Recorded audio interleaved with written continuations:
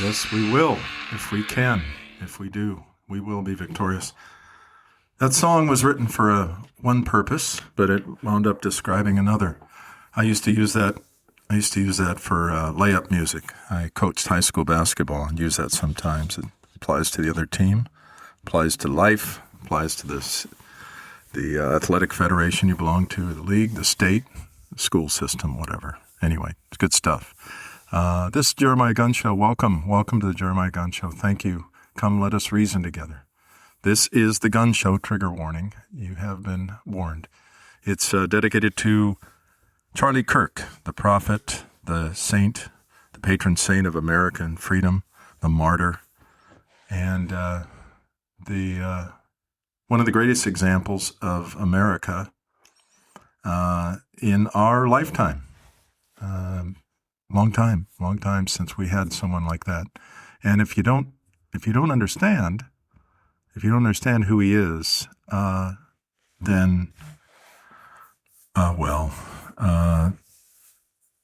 stick around a while and you will. If you won't understand who he is, what he meant, and why he affected so many people, even like Bill Maher, who had to have a bunch of drinks and a bunch of smokes to get through it, because he knew a genuine spirit when he saw one, even if it was on the other side of him philosophically. So this goes out to the whole world. The whole world. Good morning, good afternoon, good evening, good night, good middle of the night, whatever it is, wherever you are. And here's our message.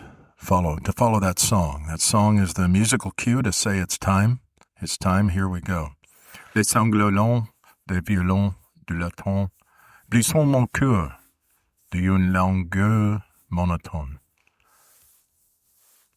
Les sanglots des violons du latin blissent mon cœur d'une langueur monotone. You know what to do, resistance. This is time. It's time. That song's called Uprising. It's time. What time is it? Okay, real quick. It's 1776. It's 1864. It's 1984. Perfect storm. However, it's also 1492. Because in 1492, that was the year that... no, it's not what you're thinking. It's not just that. It's the year that Spain did the Reconquista and got the Islamo-Nazis out of their country. That's a reason that motivated his trip. Anyway, that's another time. So the rest of the world. You've heard your message, those of you in France. Here's some more. Atzvats Orni Amerika, Kaiserens Nye Klerde, Bože Sakrani Amerika. Choda Amerika Ra Barakat Dechad. Barak Allahu Amerika. Barak Allahu Amerik. Mal der Dong Show Mogwai. Die Gedanken sind frei. Gott segne Amerika. Gott schütze Amerika. And last but not least, the theme of this time, the Orwellian age, the irony age.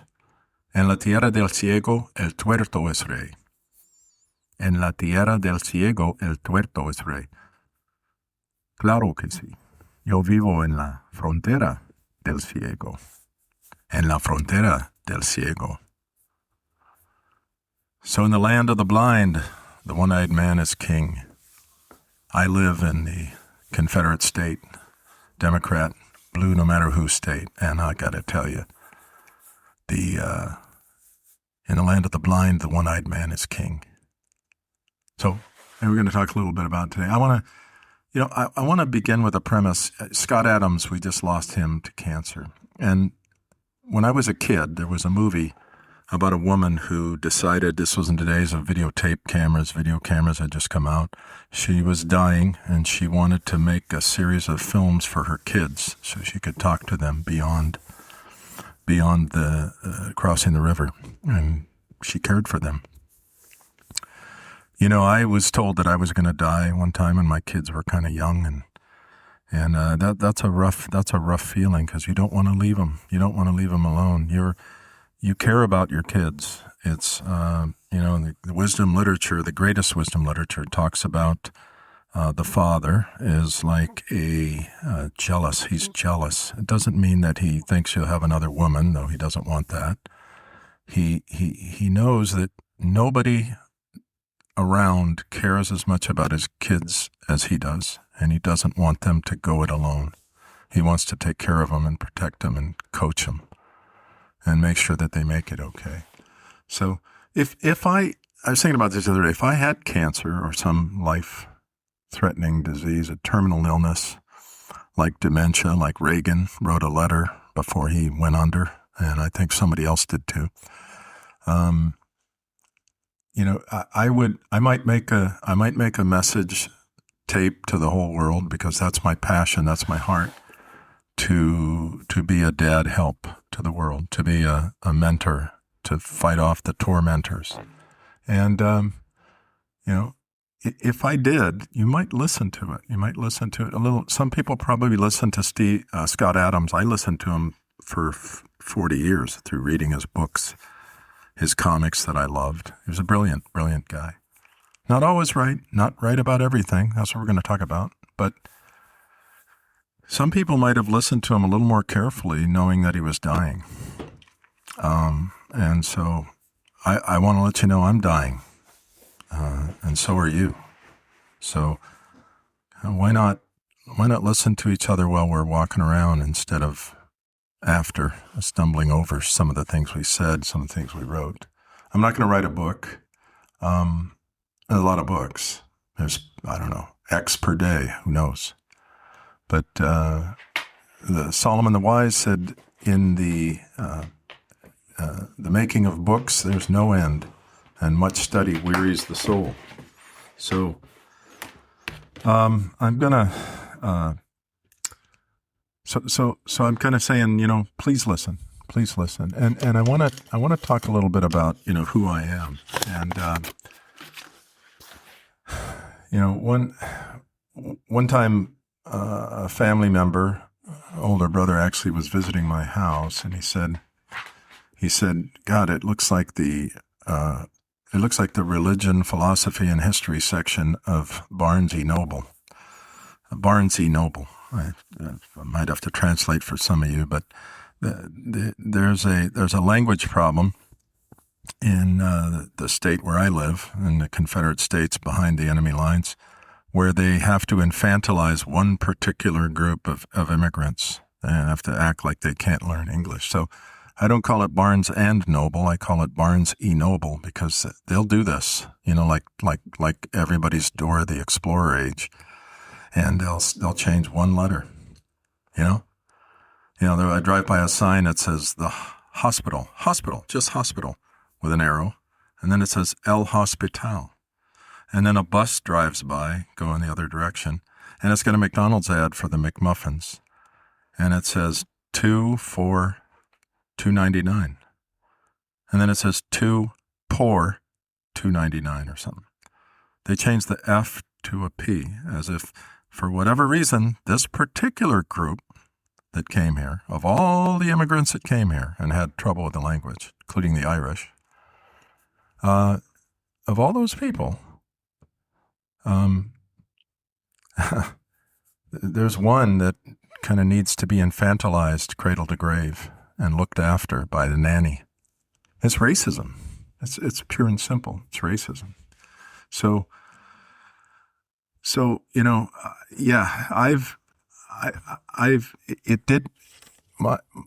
my bookshelf did look like the religion, philosophy section, history section of Barnes E. Noble. And I don't read, that's kind of a little bit about who I am. I've never really read fiction. I mean, Mark Twain, Lewis Carroll, incredible children's books that are great, like The Phantom Toll Booth, things like that. But Dr. Seuss, of course. But I just really have never been attracted to fiction. A shot rang out. The door slammed on the car as Nathan Jackson stepped into the darkness and mist. No offense, but it just doesn't. I kind of put away childish things when I grew up, but this isn't about me. It's just about who I am. So I've always been only interested in nonfiction, in history, because I love people, sociology, philosophy, religion, which is philosophy, politics, which is philosophy, and so you know, so I've been doing this for 70 years, and you say, oh, really, 70 years?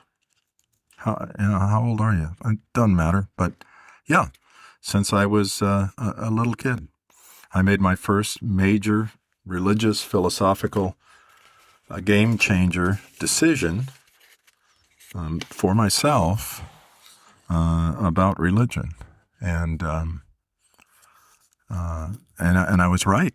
I was right about it. So I'm not ashamed of it. So we can talk about it, but that great Kaiserens nye klæder, that means in Danish the emperor's new clothes. What a brilliant. And that's kind of what I did. I mean, it was a little kid that said, hey, that guy's nude. That guy's naked. And it brought down the whole charade, the whole house of cards. What a brilliant parable that is. So brilliant. Hans Christian Andersen. We refer to it so much, and we lived through it. We lived through it for the last 4 years in the greatest civilization, and several years before that. Skipping a term, but experience. It's the voice of experience. There's a saying: experience is the best teacher if you can afford the tuition. And they used to have an old saying: good judgment comes from experience. Experience comes from bad judgment. I don't think that's totally true. I don't think that's totally true. I'm reading Dilbert, Scott Adams. He's synonymous with Dilbert. He created him, and it was supposed to be him. So, he wrote a book, one of his later books. I've read them all, but one of them, the later one, was called Reframe Your Brain, and it's kind of it's interesting. I have to give it to him. It's pretty good. And so we'll talk about that later. There's a whole show on that. But anyway, at work, speaking of experience, we had an expression about an employee when we were doing their performance review. Although we couldn't say it to them, we could say it to each other, try to coach and mentor them, as Scott Adams indicates, try to do the right thing by them. But we would say, is it 20 years experience, or is it 1 year of experience repeated 20 times? Big difference. Is it 1 year?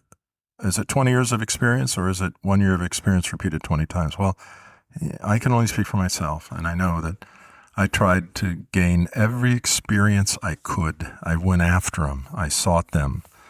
I wanted to know everything about everything, and just constantly probe and inquire and challenge and think.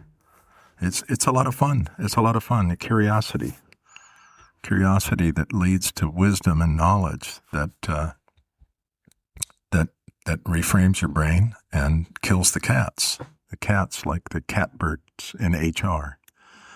So I want to make a little announcement here. I probably should have made it up front, but I want to have a fight. I want to have a UFC type fight. So if anybody knows somebody who is familiar with the fight, UFC type fights and cage matches and doctor may not stop match and all that stuff, like maybe somebody who's on the radio and is a friend of the Dana White, who's a friend of Trump, is in that world.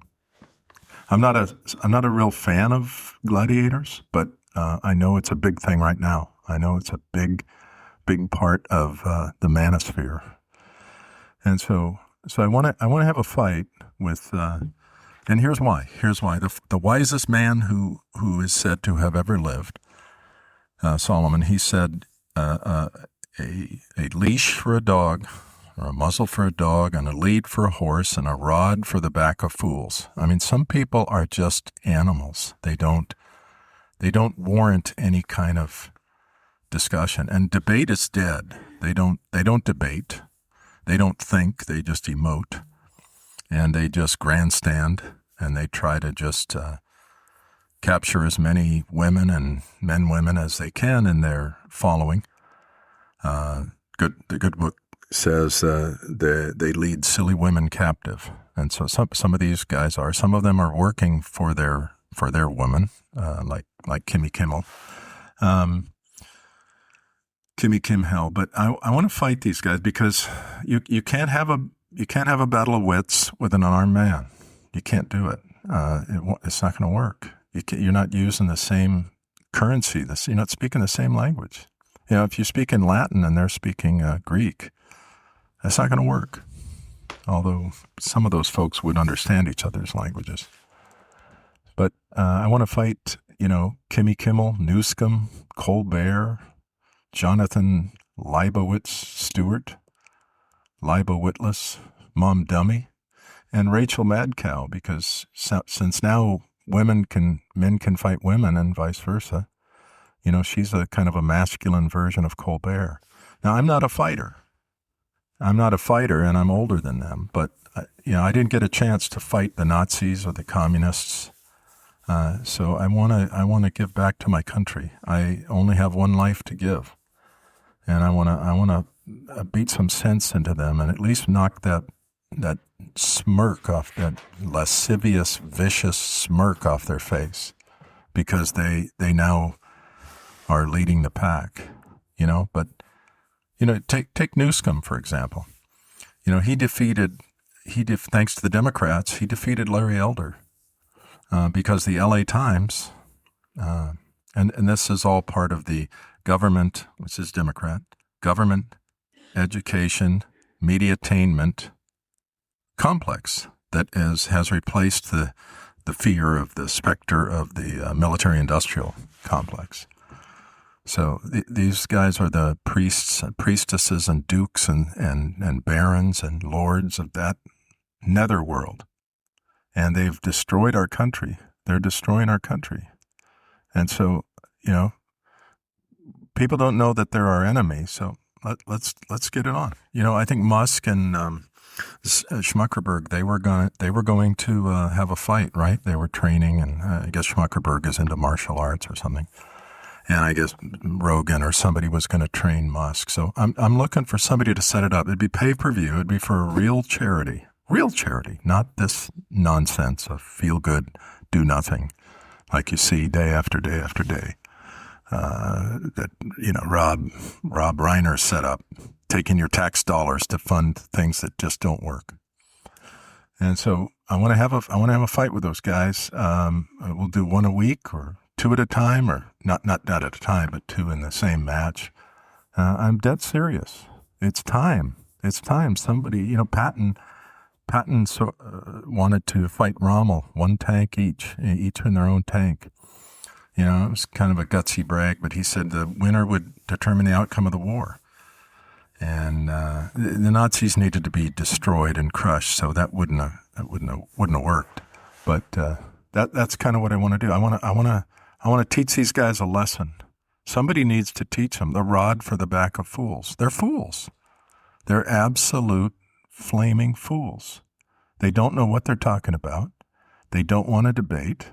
Yeah, I had Bill Maher in there, but I think he might be starting to recover. He used to be this gargoyle from the dark side. It just smirked and sneered at everything. But I think Charlie Kirk and others kind of might have woken him up a little bit. He might be waking from woke, because he seems to not like woke anymore. But who's that guy that he had on that atheist? Doesn't matter. He don't matter. But Sam Harris. Let's get him in there. Let's do it. Okay? Newscomb said to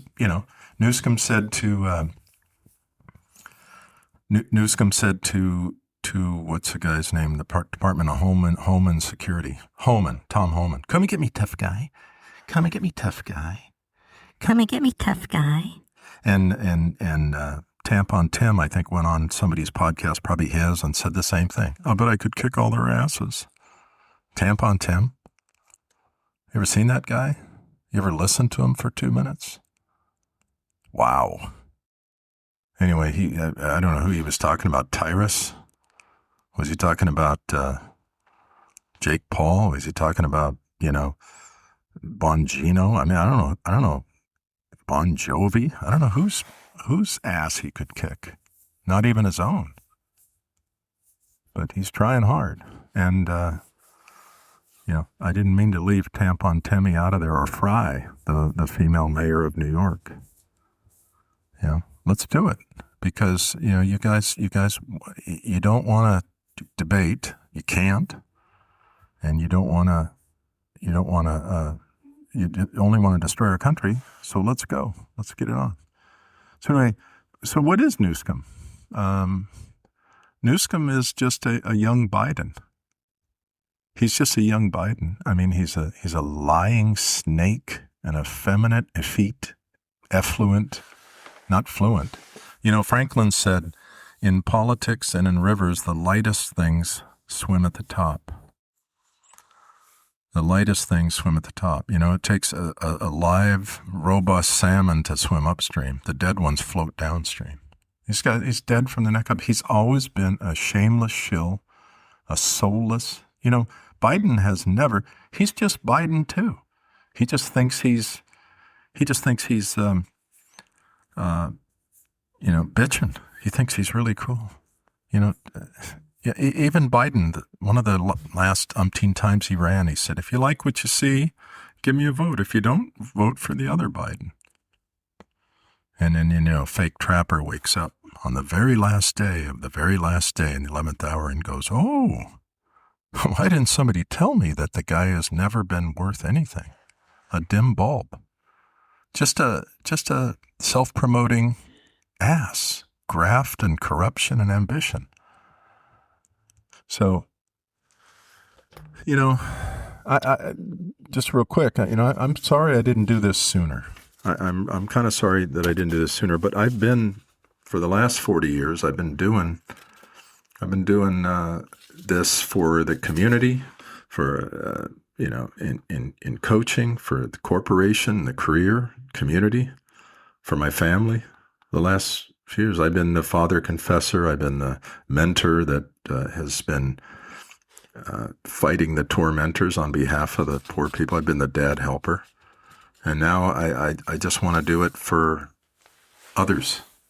It's always been in my heart to help, to afflict the comfortable and to comfort the afflicted. Because, in life, I'm going to tell you things that I've learned.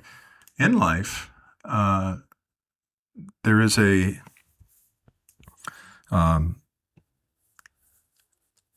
in life, they used to say on the financial commercials or whatever, they'd say for a great second half, of your life, a second half. I mean, there's no way your life could be divided into two halves. But then other financial people would tweak it a little bit and say for a great fourth quarter, So, 20, 40, 60, 80, I guess but I don't think that's a good way of breaking it. I think life is a hockey game, okay?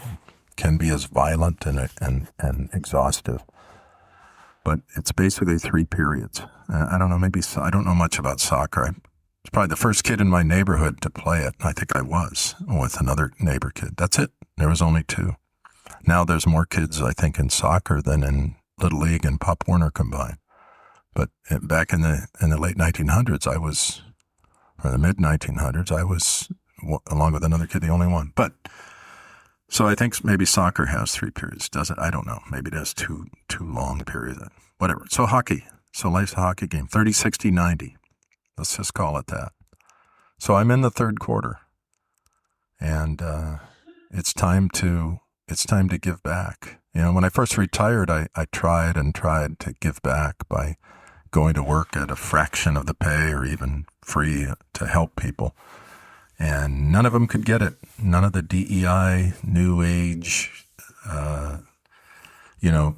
caring professions, so-called, they just couldn't understand the concept. They had to hire someone else for DEI's sake that could not do any of the things that I could do for them, that I was willing to give them for free. So be it. Keep moving. Find something else. So, Newsom,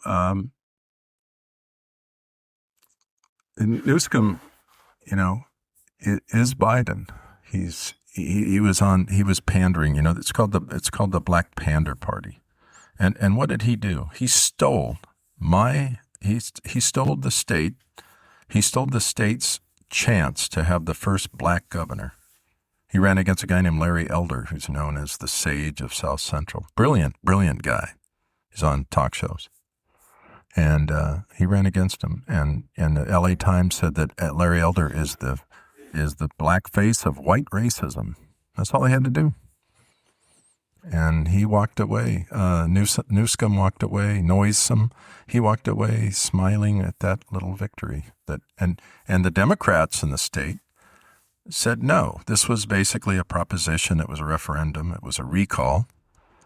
They recalled Gay Davis, but with Schwarzenegger, but they couldn't recall Newsom, who's so much worse and a traitor and a Confederate and just in a disaster of incompetence.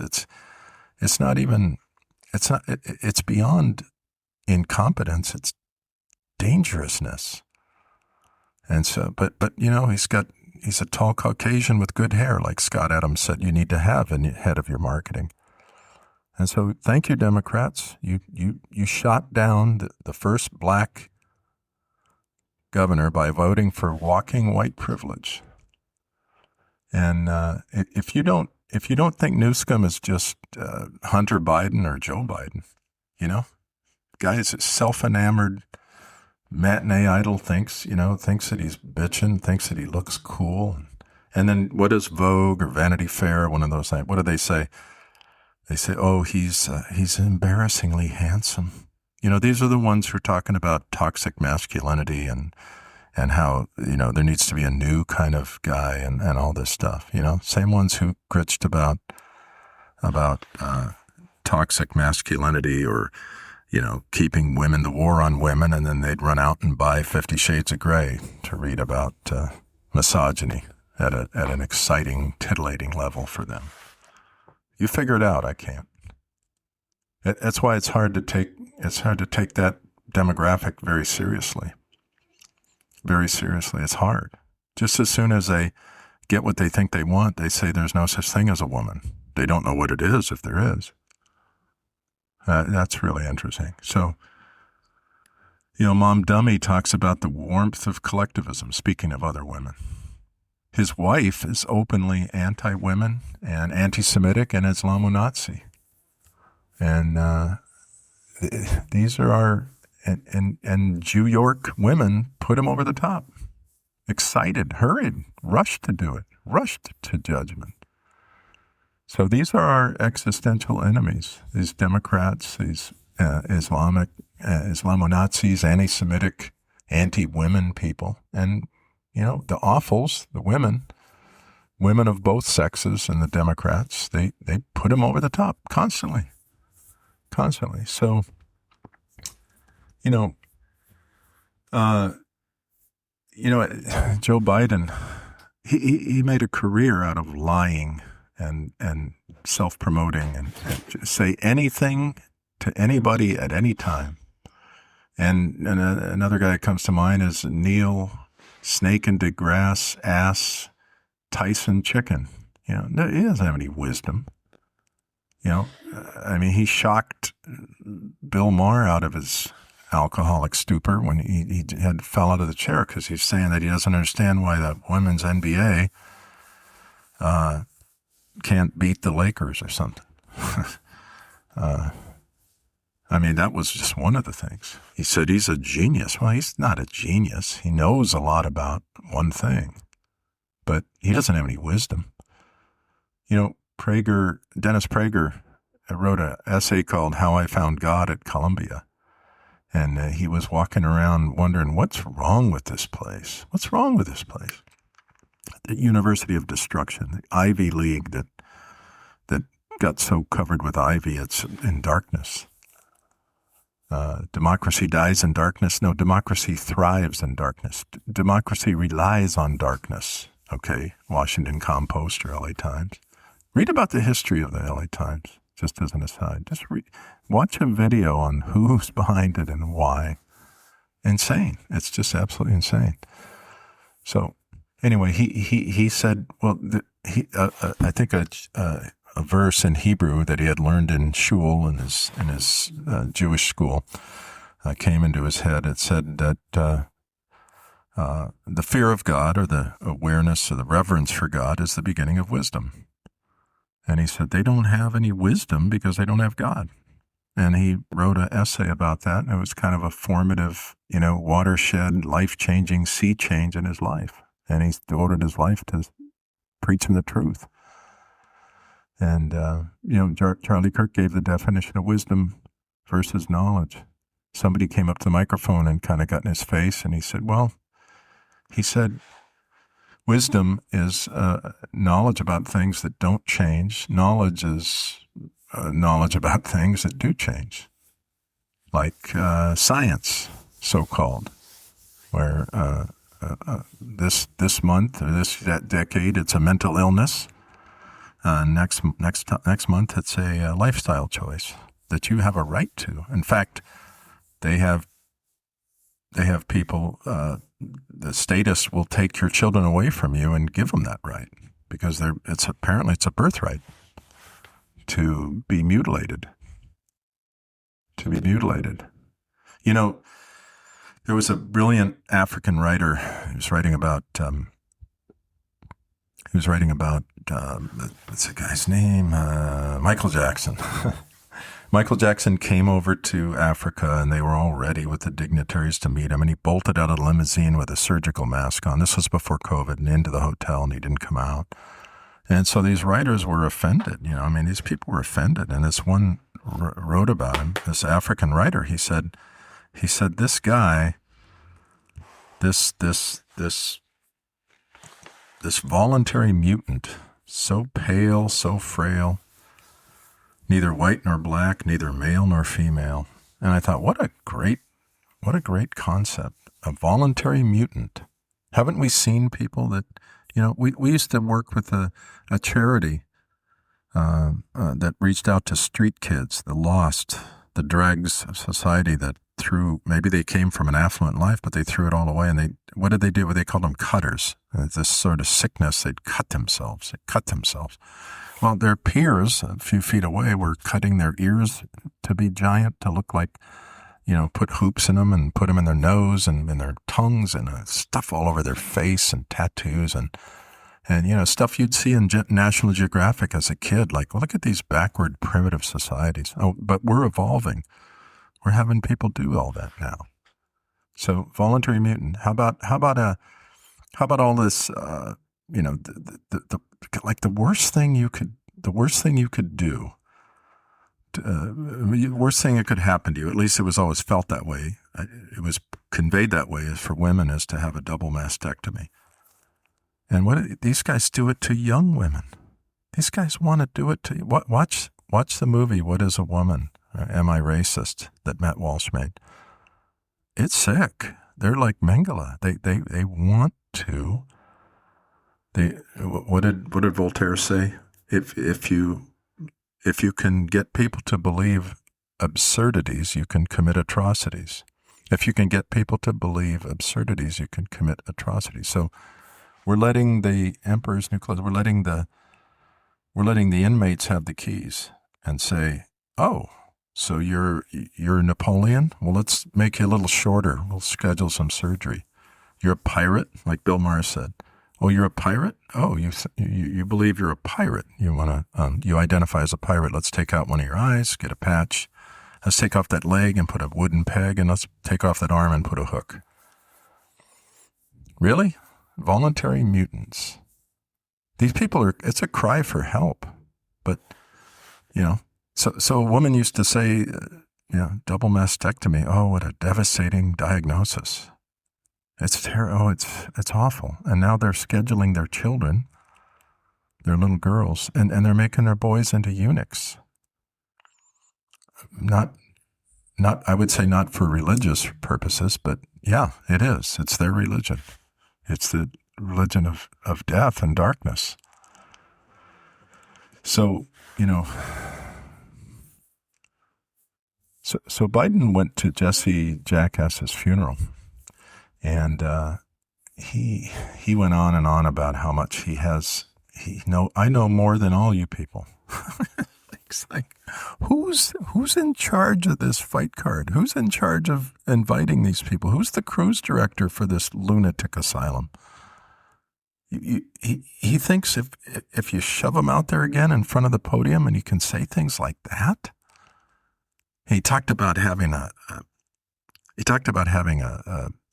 speech impediment, a stuttering, and then he talked about a cleft palate. And for most people, he might as well have mentioned Esther Williams like he did when the corn pop stories that he was spinning. I mean, that guy's his brain is not attached to his mouth, or his brain is addled. But it's always been that way. He's always been a dim bulb, and just like the Black Panther Party, Newscomb, he goes on some black show, and he says something about, my SAT score wasn't that high, and I don't read. I'm like you guys. I don't read. I'm just some dumb mother from the ghetto, like you guys are. I mean, is there nothing these guys won't say? Is there nothing they won't say? So,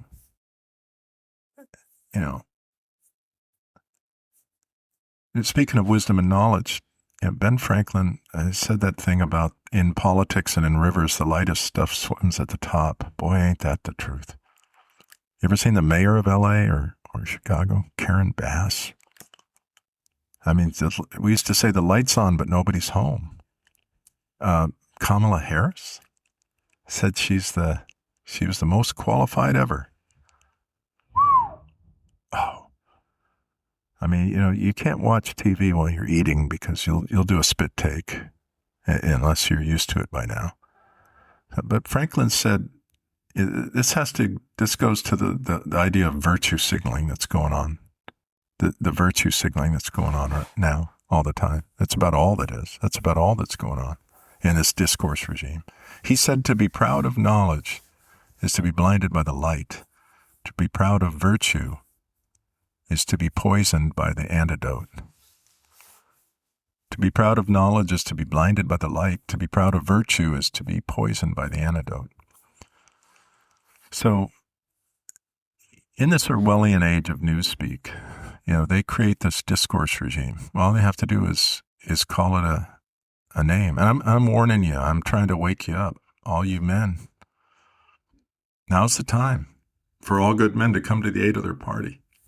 Their party is their faction, their side of the aisle. It's not right versus left, it's right versus wrong.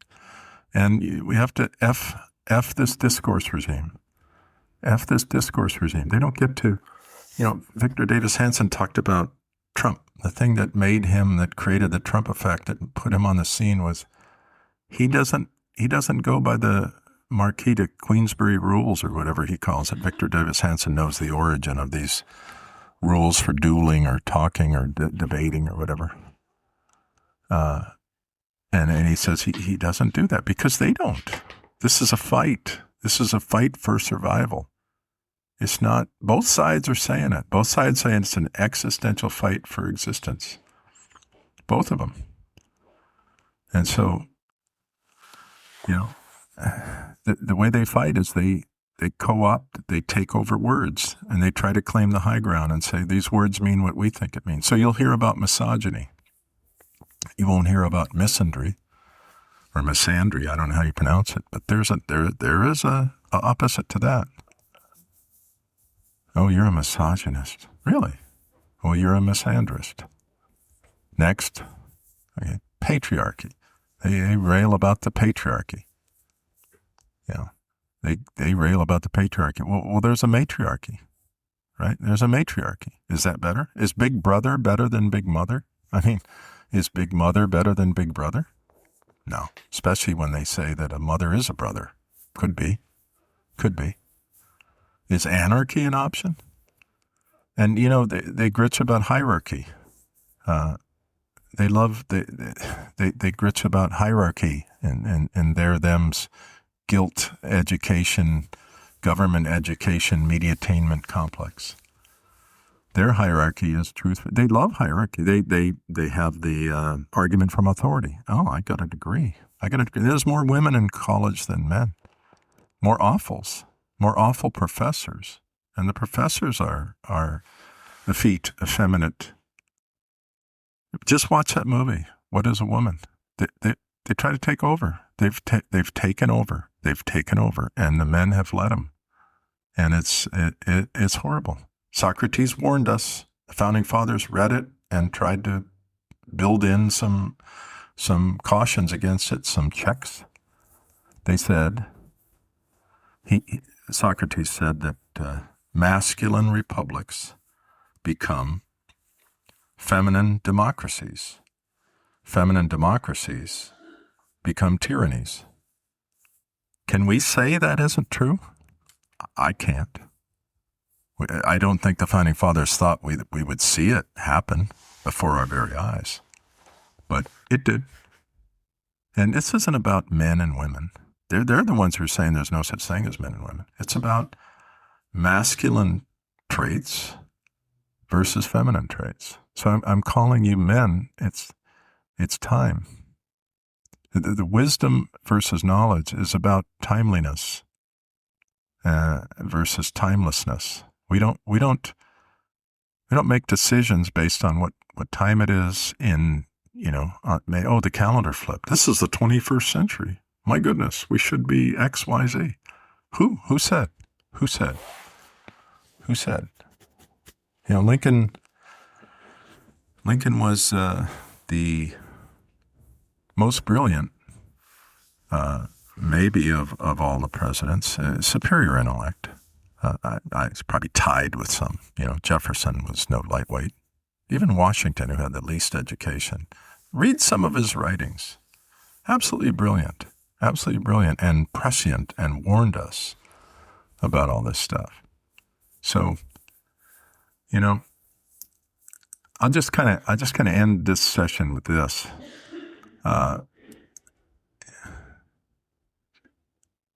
Jordan Peterson came on the scene with a call to men. It's interesting that his name is Jordan. The first name of Jordan, the country, was Transjordan, and he came. That's just kind of interesting. That's what they first dubbed it when they sort of redrew the map and called it what they called it Transjordan. It was on both sides of the Jordan River, maybe, whatever, in their map. And so, but, he kind of came on the scene over trans, didn't he? And he kind of started calling men to be men and challenging these assumptions about hierarchy. He talked about lobsters. By God, lobsters have a hierarchy, and 90 billion zillion years ago. Okay, he's a scientist. It's interesting. But they love hierarchy.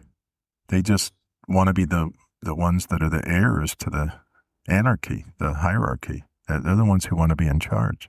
And they want to use the argument from authority, like, I have a degree. I have a degree. Well, you own education from cradle to grave. So how am I? I saw this woman. She was a teacher in Temecula, a public servant, working for these other women who were protesting the sort of curriculum changes they wanted to push and the insane social justice they wanted to push. And this woman, she's out there getting in their face. Those are her bosses. These two homemakers, these two women, mothers, who are raising the kids. And she's trying to pervert the kids. And she says, I'm on the right side of history. I have a degree in history. Well, so what? Was it Howard Zinn's textbooks you were using? Yeah, it was. It was. We had a security guard at work who was a communist. he was a effeminate loser, and I would always try to buy him lunch and talk to him, because I like to talk to people that are on the other side and don't know or don't care that they are. I've always wanted to do that. Come, let us reason together. So we're talking, and he's talking about how much he loves Howard Zinn. He's talking about Cuba. I said, if you love Cuba so much, why don't you go? He was from New York. He was Jewish. New York, of course. But he had this thing. His whole thing was that his mother was on welfare for a while. So anything you say about welfare is wrong, because my mother was on it for a while. Now, this is the level of mentality. So I just said, why don't you go if you love? He said, I'd go in a heartbeat. I said, your heart has beaten several times since we've been eating here. I bought him lunch. I always bought him lunch. He always took it. There is such thing as a free lunch, if you find a conservative who will help you out with that, or a leftist Democrat, but I repeat myself, who will take it from the conservative and give it to you, which is legalized plunder. We'll learn about that later. Legalized theft. So why don't you go? And he says, oh, I'd go in a heartbeat. I'd go in a heartbeat. Liar, coward. So I said, okay, well, I'll kick in. I'll kick in. Tell me how much the airfare is. I'll kick in for you to go. I want you to go. If you love it, go. Because I knew it would be a re-education camp for him. He'd wake up. One of these times we'll talk about, I'd like to see all young people go in the service, have a mandatory service like they have in Europe and maybe Israel and other places. Just 2 years. And it would be like a combination of military and peace force, the Peace Corps that Kennedy Shriver started. It would be, on the East Coast, you could go to Haiti or Dominican Republic or something, On the West Coast, you could go to Mexico. And it would be required, because you shut your mouth with this nonsense. 20-year-old blathering about just stuff they just don't understand. They don't understand. Democracy encourages the vast majority to decide things about which the vast majority is vastly ignorant. Why would you want to do that? Why would you want to encourage people to be involved in the process and trying to change it? So anyways, for this guy, he goes to college at night, security guard during the day. Got to applaud that. And he goes and gets a degree so he can warp high school students. He gets from the local government education mediatainment complex, the seminary of Head Start. I used to say kindergarten, but K through 12 PhD. It's Head Start through PhD that they own, that they run. It's their religion. It's their discourse regime, and they made him cooperate, regurgitate, and graduate. So what? So do you think he knows as much about history as Charlie Kirk or moi or anybody that you would throw a rock and hit because he got a degree? And that's their hierarchy. Wrong-o. George Orwell called it, there's some ideas so ridiculous only an intellectual would believe them. So I think I'm concerned about you. The way my mind works is that, C.S. Lewis was writing about his father, who was a lawyer in, I think, Belfast or something. Some of these brilliant minds came from Ireland, and some of the dumbest ever. We're going to talk about it next time, our eye problem. It's one of our eye problems, Ireland. But he was talking about his father, and he said his mind so bubbled over. This was a problem in communicating with him, and it's my problem in communicating. It said he said his mind so bubbled over with sentiment, humor, and indignation that if any word pops in there as he's talking or listening to you, he goes off on that. And so, this library up here, this gray matter, is so stoked with stuff, the good stuff, that it just kind of just wants to flow. So I'm struggling with, do I do just sort of a stream of consciousness, or do I have a very strict, 3 points and a conclusion and an opening and a closing and all that? That's kind of what I'm struggling with. I'm just being honest. I thank you for listening. Thank you. Because people have told me, you should have podcasts. You should share this knowledge. You should teach history. You should do something. That's what I want to do. I would always say I was in the career world, but I'd say I'm not dead yet. So yeah, let's do it.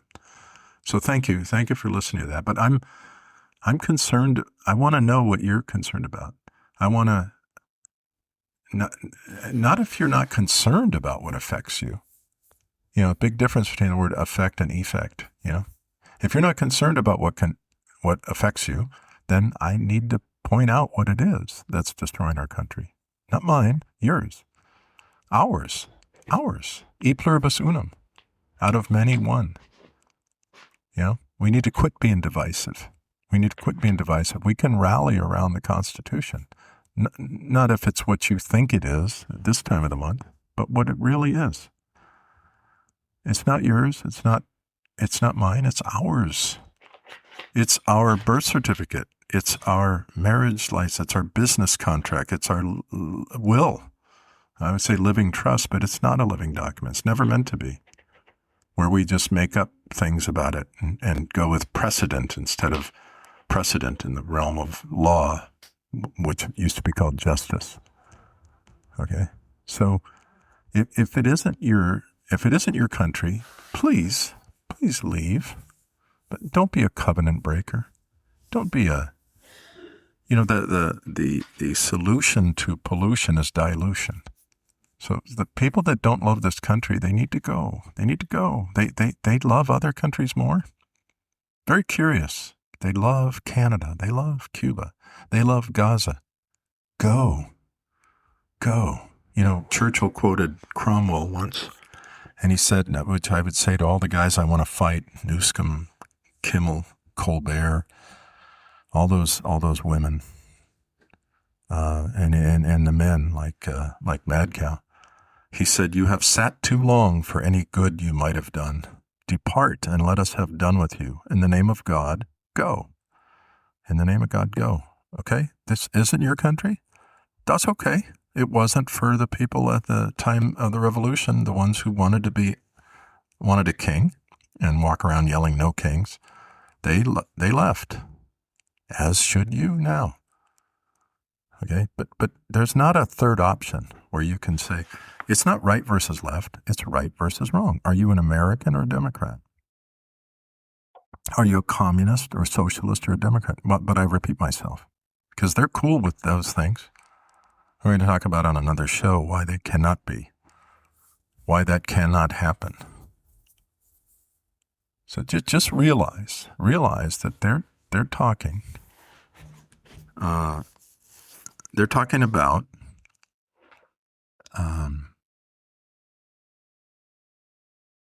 about a really horrible situation that they're trying to put us into. That when they say up, they really mean down. When they call you a Nazi, they're the Nazis.